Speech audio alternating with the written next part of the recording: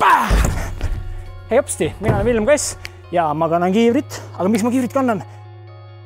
Ma olen ise oma pead meeletult palju ära löönud, ma olen näinud, kuidas teised oma päid ära löövad ja pidanud esmaabi andma.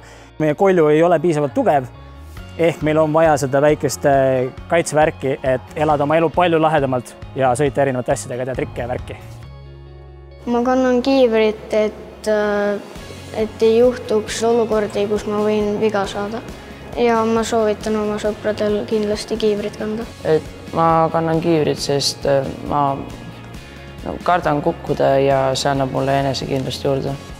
See on ohtlik spordiala ja siin tuleb ikkagi ette palju kukkumisi. See tekitab minust turvatunde ning ma julgen rohkem trennida ning pingutada rohkem.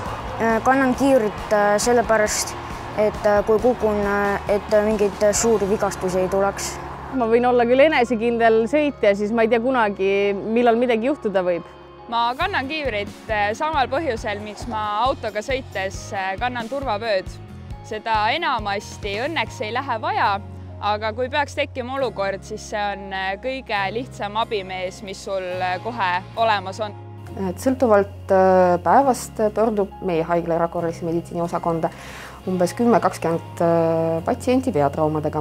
Kindlasti tuleb kasutada kiivrit elektritõukerattaga sõites, et see on eriti ohtlik liiklusvahend.